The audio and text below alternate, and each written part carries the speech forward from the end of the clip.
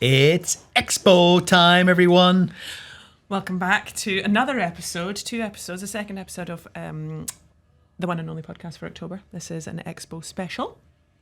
Yeah, what's new at Expo this year, Laura? What's new at this? We're straight in with the questions. This year, 2024, we have, what have we got going on that's new? We have all the, what's new and what's not new. We've got all the usual good stuff. Like, we can't look over the fact that we have I think we've got well over 200 commercial cattle entered. Holy moly. 100 Baby beef, big beef, sheep, commercial sheep, mules. the Angus calf show, the Simmental calf Angus's, show, Simmentals, Hereford, Herefords, Shorthorns, and the British Blues. Yes. Do you know how many livestock numbers we'll have? I think we'll have probably in the region well over 500 head in here. Plus, add into that 120 trade stands. That'd be no good. We also have 2 seminars happening throughout the day. Tell us about them. One of them is based on succession. Yeah. So I think that's a very important subject that people need to recognise. And we have them coming up. So Land and Estates are looking after that. And then we have another one that they were just finalising. And I think, don't quote me, but Tom Pemberton is judging this year's flogging competition. So he'll be here all day. Just I know there's people will know what flogging is. Flogging. It sounds like a criminal punishment. But just tell people what a flogger is. Vlogging is sort of a video diary, I guess. Yeah. Showing people what you do. So we are encouraging the next generation to promote and show the world what farming is and what they do. So we've had some great entries already. Last year was our first year we launched that. Second year we launched it. Third year. Yeah. This is the third year. Sorry. There's been some great. Yeah, we have. So this year, as I say, Tom is coming up to very kindly judge that. So he'll be here all day.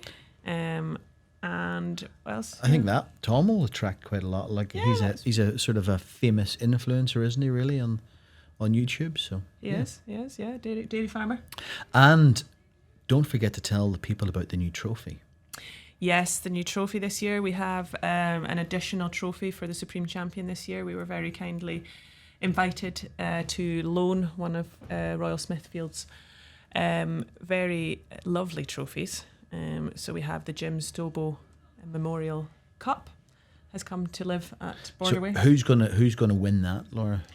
I have absolutely no idea. You don't? No, you don't. I'm going to guess it's going to be a limousine. That's my only prediction. Okay.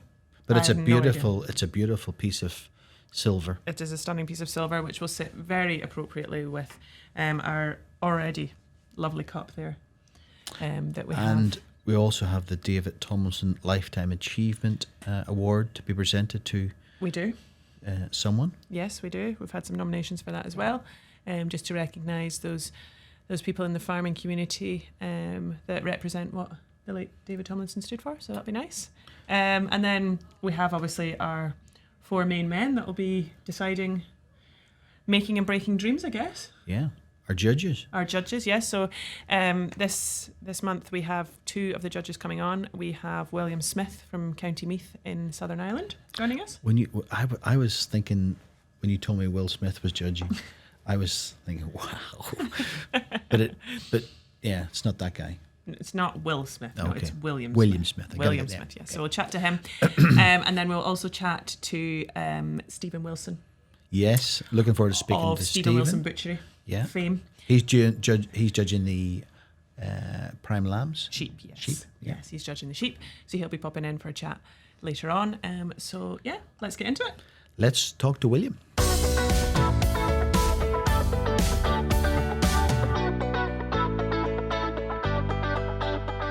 Hello, William. We're really looking forward to having you at Borderway at the start of November for Agri Expo for what will be, I think, it's going to be a phenomenal. It always is a phenomenal show of beef cattle, and you're going to be the guy in the centre of the ring making all the important decisions. So just give all our listeners a little bit of a background to about yourself, where you farm, William, and tell us a little bit about where you farm and your farm. I farm in County Meath and Millbrook Old Castle in County Meath. It's about 50 miles west of, or slightly northwest of Dublin. We've been farming. The farm has been in the family for this is the second generation.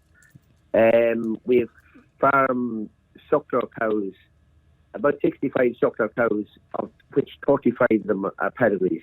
Now I say suckler cows because the way I look at it is the pedigree cow has to do her job and rear her calf. She doesn't know that she has a pedigree cert on the shelf at home, so they're literally suckler cows really, as far as I'm concerned.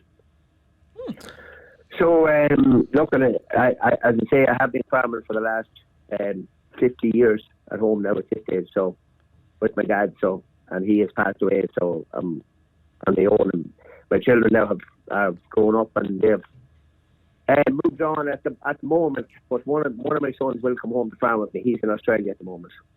Oh, excellent! So the succession of the Smith family will continue at the farm there in Westmeath. And that's is that something that you're happy about? Yeah, I'm happy about it, but it's the way agriculture is going. There's no pressure on him. He's actually he got married last year, and he will come home to settle down.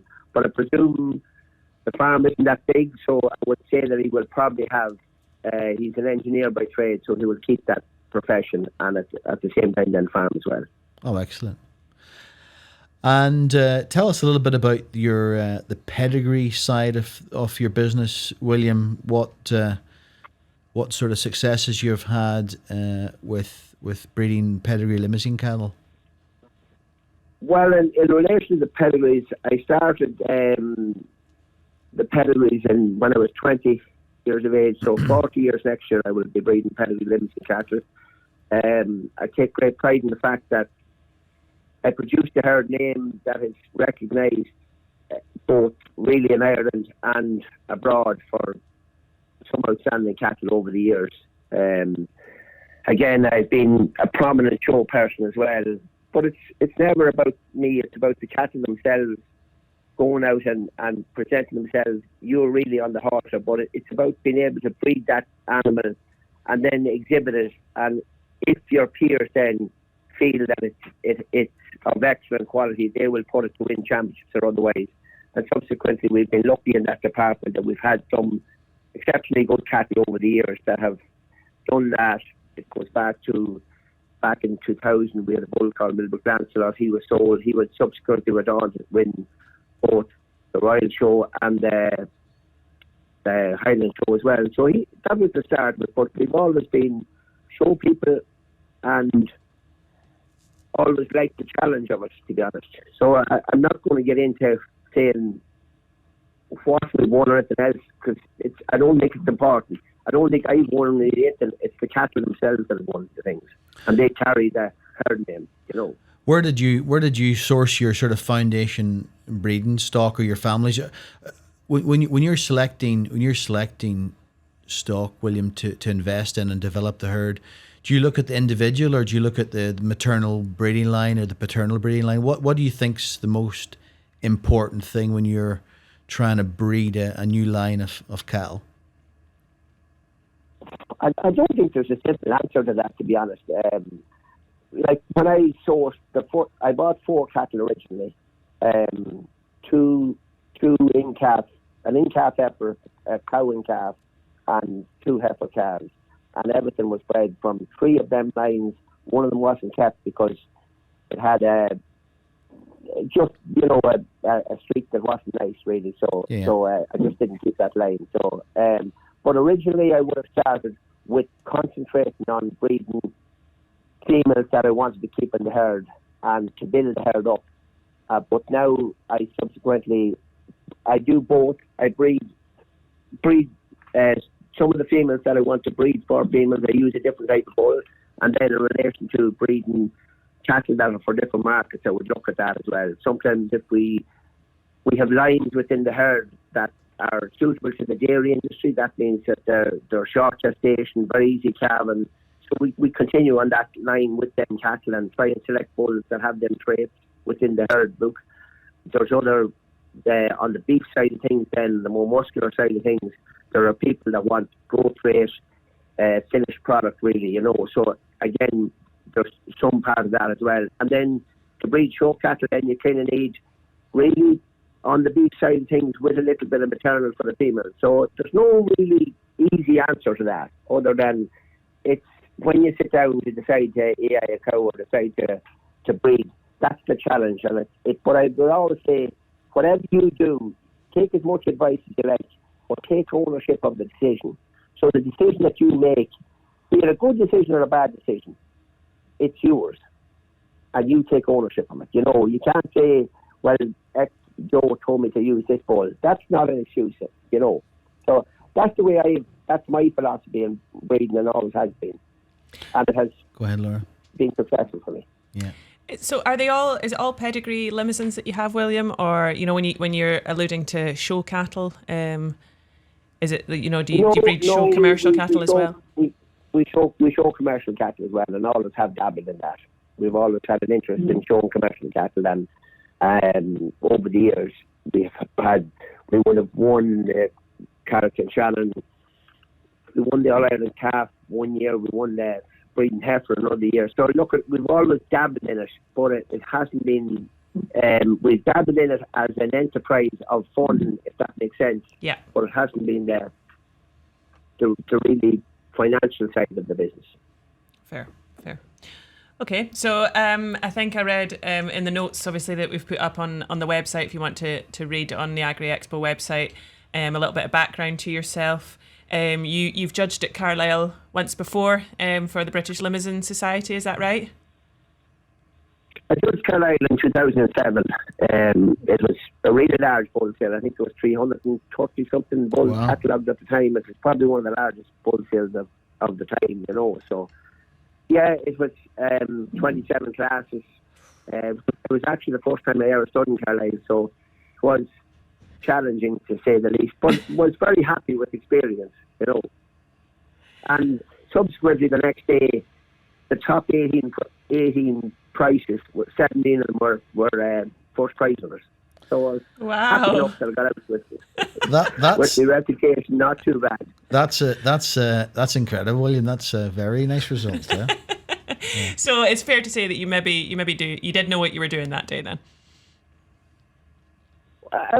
Yeah. Look, again, judging is subjective. There's no really rhyme or reason to it, but it's definitely a subjective thing, and it's taken all the years of learning, and I couldn't tell you what I'm going to look for. It's a bit like the child going into a sweet shop. He doesn't know really what he's going to pick until he gets in there.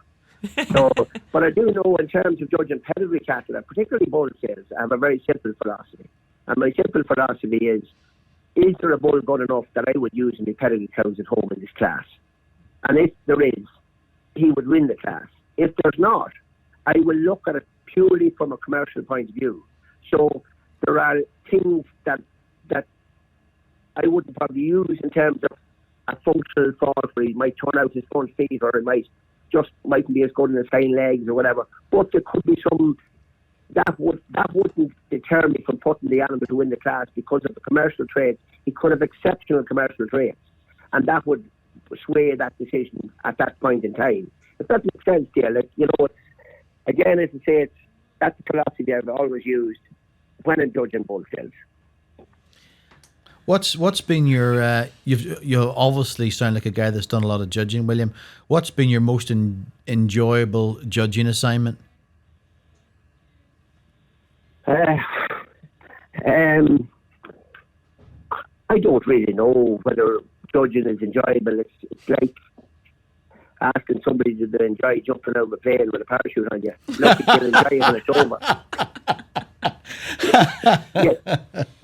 It seems a great idea when you're asked to do it, and you look forward to the challenge of it. But then, come near the time, you start to get a bit nervous. But no, look, I will enjoy it, and but at the same time, just as it comes towards it, it's like playing if you played sport, if you know, competitively just before a big championship match or a big match, you're bound to be nervous, but you've done all the work, you've put in all the effort, you know. So this is what you train, and this is what you've trained for, and look, to be asked by H&H to judge such a prestigious event is a huge honour, and it's not lost to me in any shape or form. And I will absolutely endeavour to do the very best for the exhibitors that are there. You know, there's no question about that. I look forward to the challenge of it, and definitely I can't say that I'm going in with a mindset to pick A, B or C. All I will say is here that every exhibitor that's coming to Agri Expo with their stock can be assured that I don't have a set what I'm going to select. I will select on the day that animal that is saying to me, pick me all the time. You know, I'm getting excited just listening to you. I'm thinking I'm going to try to find one for a late entry. I'm excited to see you judging, actually. Yeah, so it's great. It's just I'm going to say something about the Agri Expo in general. The beef cattle, like it's a beef show, so we have to take it from the perspective, and this probably will go without saying, that 95% of the cattle that's presented to me, from a beef perspective, will kill to a very high spec. Yes. You know, the carcasses will be absolutely excellent. So it would probably be all the other elements that I'd be looking for. The balance of the animal, top line, bottom line, you know, head, locomotion, all of them things. So the show part of the animal will be a big part for me, what I'm looking for. Yeah. That, you know, that X factor. Because as I said already, the beef side of the cattle, 90% or more of them will kill to a very high spec. So it's all the other elements that I'd be looking for. Yeah. You're looking for that X factor, William, huh? Absolutely. I'm looking for that X factor, but again, it's not lost to me that each of the cattle presented by the exhibitors, they will have put a lot of time, effort and love and care into these cattle that they're going to present. So, you know, it's like being asked to pick the child for the Christmas panto and every parent standing there looking at you. You know, that's how big the decision is and how important it is to the family members that are bringing these stock to the show. And I will be given that due reverence, you know, and absolutely being true to what I see and the years of experience that I have. Have you attended Expo yourself before, William? We have. Myself, my brother, and friends have been there twice before, and really, really enjoyed it. Actually, never would have thought that I would have had to be asked to judge it.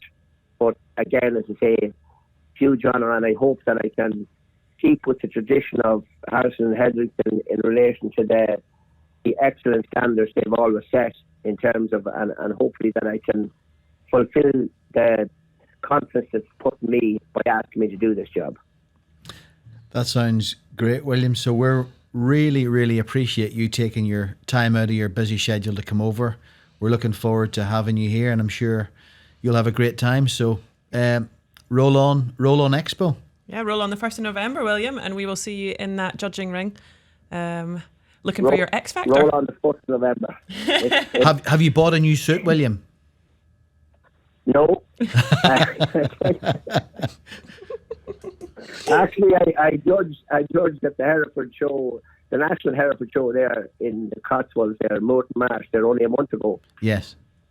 I know it's a slightly different breed of cattle, but it was challenging. It was a different aspect of breeding for me, and I really enjoyed that. So I said to the wife, "You better get the suit cleaned." Oh, she says, "No, you're judging cattle as well." So I had to convince her that it was important to get the suit cleaned. To be honest, she said. Well done, William. So we'll see you at the start of November. Thank you. Thanks, William. We look forward to meeting you. Yeah, and thank you very much for the call. Thank you very much, William. Thank you. Thank you. This is a good time to hear from our sponsors. Finance for Farms. Finance for Farms, we're specialists within the agricultural sector. The whole leasing of cattle's strange. A lot of people haven't heard of it before and they wonder how it works, but it's really straightforward. Find a batch of cows I want to buy or do a deal on, I can phone them up and say, what's the chances of doing a deal on these batch of animals? And they'll say yes or no. Anything that I've asked, or requested and spoken to Shire about has been dealt in a, quickly in a professional manner, and it's either a yes or a no. What makes Finance for Farms different to mainstream funders and banks is speed and efficiency. A farmer can call us today, say he's looking to go to market tomorrow, and the finance will be in place for him to go the following day and purchase the animals he requires. To learn more about the finance solutions available to support your farm's growth, call the Finance for Farms team on 01827 300 333 or head over to their website on www.financeforfarms.co.uk.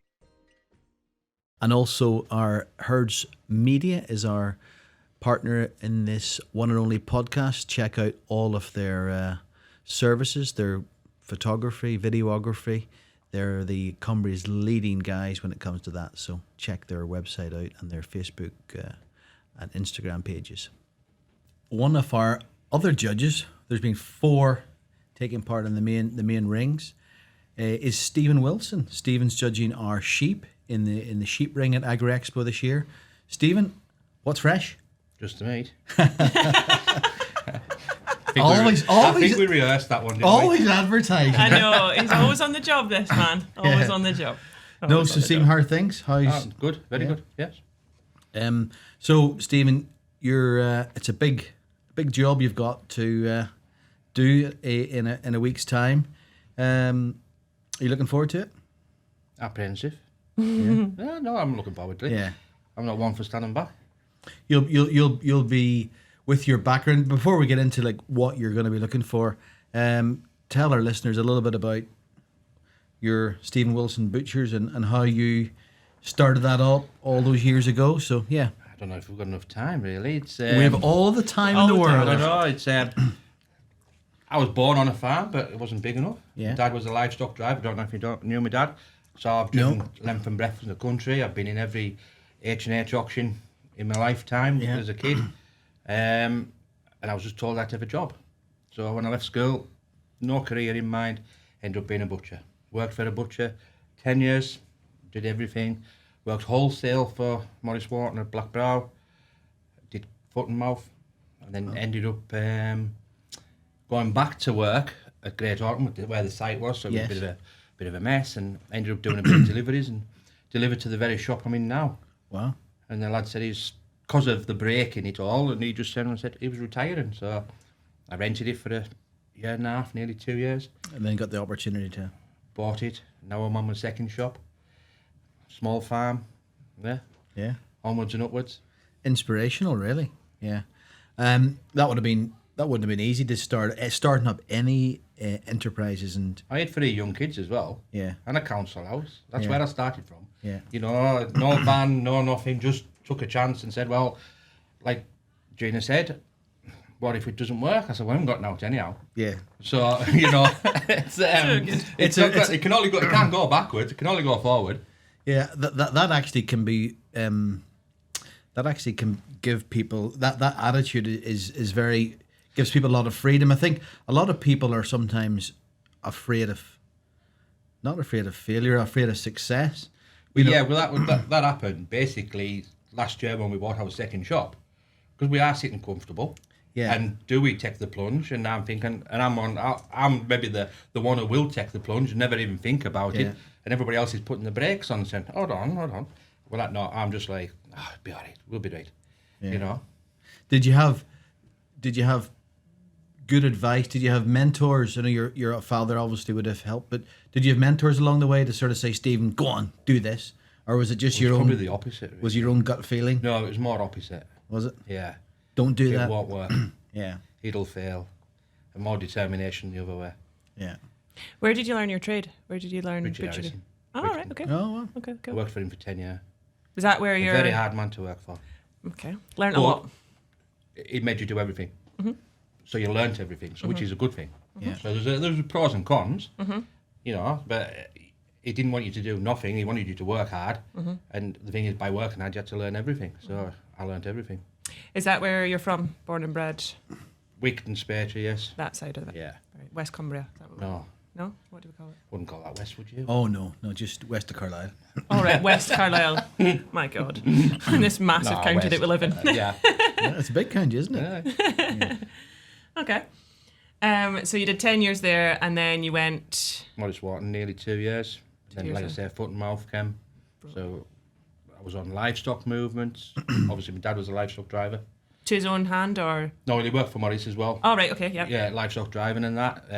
My dad drove for Stephen Stoddart, Harry Stoddart for years and years. And then, like I said, we were on that. As it was getting wound down, I ended up going back to work because I was like the senior butcher. And there was just two of us. And we were working deliveries and butchery and all sorts in between, just trying to get the business going. That's like I said, I delivered to Sid Bowman, who was a good customer here for, He was, yeah. you know, every Monday. He bought a beast every Monday, without fail, I think. So then you've got your own farm now. You're breeding your own stock for your shops. No, I you breed still... pedigree. I breed pedigree limousines. Yeah. I did sort of do a bit of commercial. We're not big enough to commercially that, feed, yeah. so I knew you had the pedigree limousines, but didn't know if you were breeding commercial no, stock. we've just got a small farm set Yeah. up with a 20-acre block, and then I bought a house with some land, 27, and a couple of years ago I bought another 33. One from there, yeah. So you still buy the animals for the shop wholesale? No. We buy. I bought 5 heifers on yesterday, Monday. Yeah. From here, I buy nearly every Monday here. If I'm not here, Grant's on the phone asking me where I'm at. I try and buy lambs every week here. It's easier said than done. Yeah. You know, just logistics. It's my day off, and I'm trying to get everything done. I'm trying to get banking done and all my appointments done and things like that on a Monday. So sometimes we do a little bit of wholesale. Where did you learn how to buy the animals for the shop? How do you know? By mistakes. By mistakes. So By no one taught mistakes, you. Well, no, I've never had any experience on that. But Yeah. I'm going back to foot and mouth, which I don't want to mention too much. But here, David, my dad knew David Tomlinson very well, and he introduced himself, helped us along a bit. So probably David, if anybody. But it was on video. I don't know if anybody remembers. It was on video here. The sales were The video sales of fat cattle was here. Wow. You'll have to have a bit look up. I'm going, you're talking 2001, 2002. Foot and mouth was 2001. Yeah, so I was in the July, so So 23 years ago. 23 years ago. Yeah. But it was on the very first ones were on video. How they And it was direct sales, and then obviously my dad took me to farms he knew had fat cattle, and we just bought directly off there until this really got going again. Then you got back into the ring. We got into the ring, yeah. Went up against the big boys. Did you find it intimidating to start with, or you just... I've never been intimidated in my life. Stephen Wilson intimidating doesn't really go in the same... Doesn't go in the same sentence. No. But selecting the right animal for what you need in your shop, it would have been a bit of a learning curve. Expensive. Yeah. Yes. Yeah. Getting the right cuts, Well, getting to know who feeds as well. You know, you've got to know who's feeding the cattle. We want grass-fed cattle. We want everybody we're going modern, but organic fed and all things like that. I keep out of that, and you know, and it's carbon neutral. So no, locals. But the thing is, we're in probably the best local area for cattle anyhow. So why would you need to go anywhere else? You know, southwest Scotland, all of Cumbria. You know, they're all fed. Yeah. The heavier land of Wickton side, heavier land feeds well. Yeah, the cattle finish well. They finish well. Yeah. And what about from a sheep point of view, seeing as it's going to be your... Well, yes, I suppose fed sheep and grass-fed sheep are good, but there's only a short window for that, and it's probably been the worst year of any to have that window. So you do need a sheep what's being fed, but you can overfeed as well with sheep. It's hard to see. You know? That'll be a costed thing when you come to trim. Well, I would imagine. Yeah. On the Friday, it would be the one of looking at it and going, yeah, these have been inside fed hard to get them there, and it's maybe not the ideal thing. So you're when from a commercial point of view, from your business point of view, you're looking at it as naturally done. Yeah, we want as naturally possible. grass-fed sheep. Yeah. There's no better lamb than a lamb that's had sun on its back. But obviously, same again. We haven't had the sun on the back this year. But lambs sitting in a field, lying about, doing nothing, put weight on. Yeah. You know, but a good farmer will know what he has to do to get it to get there and how to feed them to get them there. So, and most of them around here, they do that week in, week out. Yeah. Great farmers. Yeah, I couldn't tell them how to do it because I wouldn't know. And what sort of size of lamb do you look for the shop? What does a butcher typically buy? Probably heavier for me than most people. 50 kilos doesn't worry me. Right. You Has know? it been a difficult year with the inflation in values in lamb? Making that an attractive piece. Lamb doesn't look any dearer today than it has been. Does it not? I think it's as cheap as it's been for maybe a couple of years without getting into the figures. But but the costs are dearer. It's always the cost first. Killing costs, transport costs, manual labour. All of that's went up. It all goes into that lamb. That's the biggest thing. We've got to sit and work out how it's done, how much we're going to get, and then we've got to sell it all. And it isn't just selling a nice leg of lamb, because that's easy. Anybody can do that. Yeah. But it's getting the finer cuts. And the cheaper cuts. How many lambs will you put through your shops? Half a dozen a week. Yeah. Right. Yeah. Right. It's not a lot, really. I could do more. You could do more. I'd like to do more. But it's more, the beef is the big seller. The beef's the big seller. Yeah. Pork's the big seller. But from a demand point of view, do you have the demand from your customers to do more? It dropped off, didn't it? It's hard to get back. I did explain I've got the farmers saying, prices are great. I said, yeah, but we're driving customers away. Yeah. So that's what I was trying to get. So it's been a difficult, just to sell that volume at the price it's at. It's a bit more difficult. It's a luxury food, isn't it? Yeah. Really. If you want a leg of lamb, there's always a dot. Maybe somebody in the family doesn't have it. Yeah. So the easy option's pork and beef. Yeah. Because it suits everybody. Yeah. Chicken. Cheap and cheerful. So no, it's got to be somebody going, no, we're having a family of 4. We're going to have lamb this week. It's 20 odd quid for 4 people, isn't it? Do you do any sort of to balance the carcass when you're saying like the leg of lamb's like really easy? Do you do like sort of innovative techniques in the shop to try and get rid of those other cuts to balance? Make sure you're utilising as much as possible, obviously. Lamb and mint pies go well. Lamb and mint pies. Yeah, they go well. And you do all the pie making? We do all our pie making, yeah. That's impressive. I know. If you live in Cumbria and you've not had Stephen Wilson's pies, then they are awesome. I don't live in Cumbria and I have had Stephen's pies and they're awesome. They travel far and wide. They There's a man actually got a camper who lives in France and put a freezer in it, and he asks for it frozen, and then when he puts it in the freezer, it'll make it all the way back to south of France. Oh my goodness! So that's how he gets his steak pie. Where did you learn how to make all the pies, Stephen? Just a touch perfectionist, really. I'm not OCD. Yeah. But there's certain things I don't like in my meat. I've never liked. I love a bit of fat, but it has to be a certain fat. I don't like gristle, and they're the biggest complaints of anything. So I'm a bit like, if I see somebody, can't put that in. That's got to be right. It's got to be. And I've just gone like that, and it's the time thing. If you know where the shop's at, you've got to know where the shop's at, because if you don't, you've got past it. I'm on the A69, but 300 yards off the A69. So if you don't know it's there, we don't advertise. We don't do this type of advertising. I was going to ask you about the promotion. So you've never done any big... No. big advertising is just word of mouth and getting people to come back. No, you let your product speak further. Well, it's got to speak for itself, hasn't it? Yeah, we don't have passing trade, and we don't have trade what's going past us and never see them again. You've got to have that repeat customer. Because a lot of a lot of butchers nowadays are trying to adapt to that and have a big, exciting window offering all types of things other than meat, aren't they? Yeah. Loads of different types of things. We do, but it's so time consuming against your member of staff. Yeah.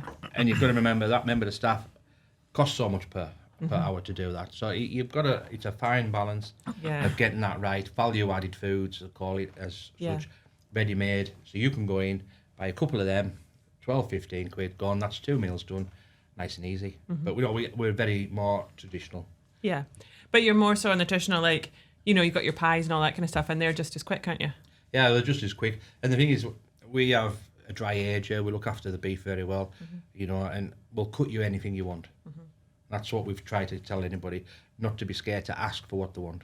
And, you know, we got the dear old lady who'll come in and say, I just want a little bit. Do you mind? I said, no, don't mind at all.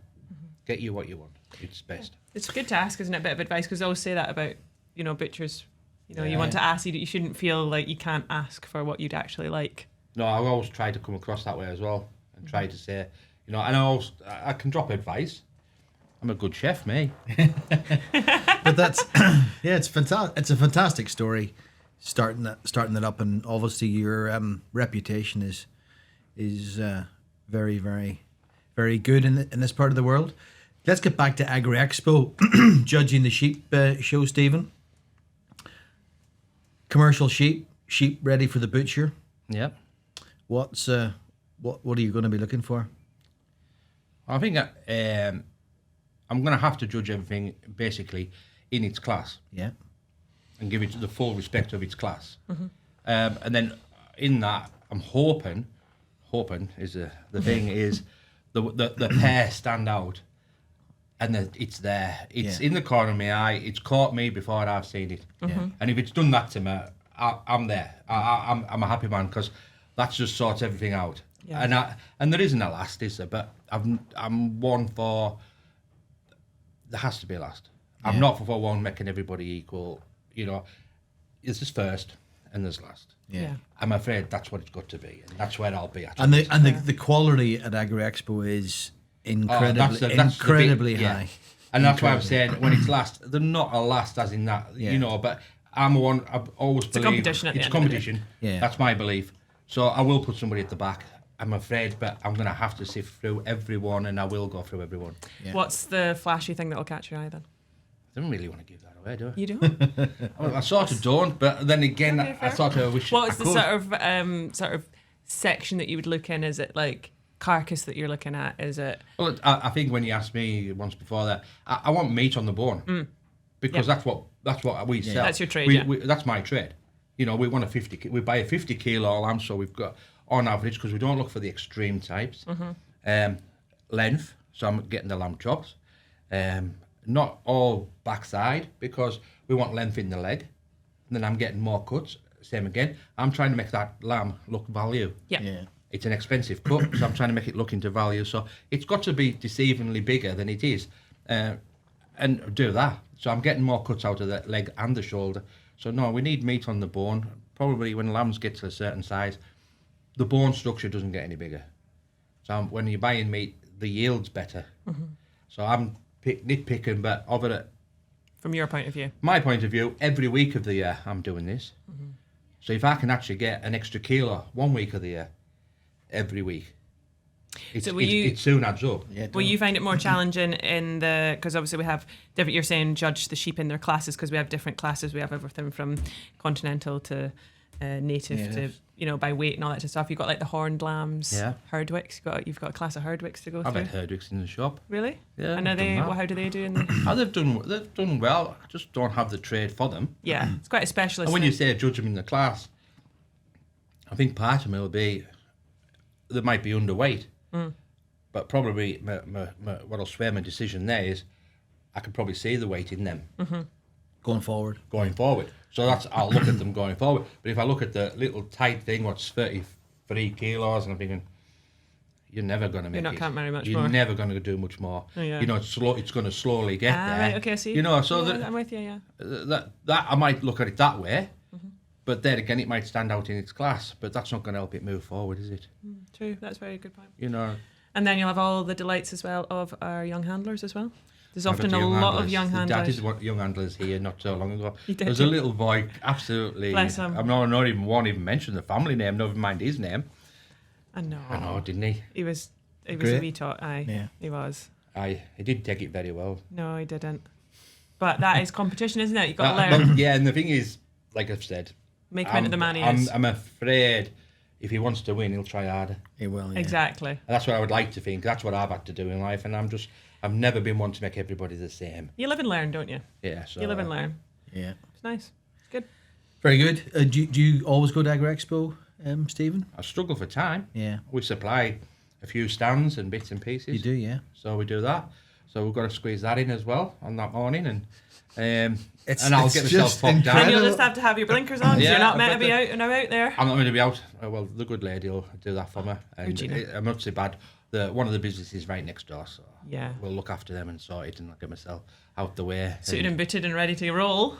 It's exciting. Yeah. Aye, it's good. So yeah, 2 weeks. Well, as this comes out show week, so it's Show be week, Monday, so it'll just be a week. Oh, we're not giving them too much of a heads up then. No, it's only the Monday, so the work will be done. No, it's not too bad. The work will be done. There'll be no changing it come Monday. No, so thank you, Stephen, for giving up your time to judge at Agri Expo this year. I'm sure all the exhibitors will be looking forward to you giving your appraisal and your opinion on their stock. And at the end of the day, I think we're going to end up with a fantastic champion pair of sheep. I think we will as well. I think it'll just be a really good lineup. I do. Yeah. You know, I have no doubts in the people that's going to fetch them out and that, and they'll do a good job, and they'll take a lot of time for it. So no, I'll give them respective time, check everything. Might not be what I want, but I think everyone deserves the time.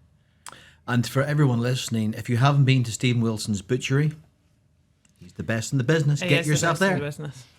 Thank you very much, Stephen. Thank you. Thank you very much. Yeah. Wow, what conversations we've just had there from Southern Ireland to sunny Cumbria. Yeah, two different characters, but two really, really interesting characters, aren't they? Yeah, two, I think, very humble men that are excited to have the challenge of Borderway Agri Expo. Yeah, and they've done so much, haven't they? They've been so successful in their businesses, and I think they're going to do a great job. I think they are as well. I think they've got a big job on their hands, and I think they are all, nicely nervous. Can that be for that job? But it's exciting. Yeah, so it's only a week away, everybody. It's going to be another phenomenal event. The event that I think most beef and sheep breeders and producers really look forward to. It's Agri Expo. This will be our 16th. 16th, that's crazy. We are 16th Expo, so make sure that I've already booked off your time and make the day an Agri Expo day. Yes, we will see you on Friday the 1st of November in Borderway.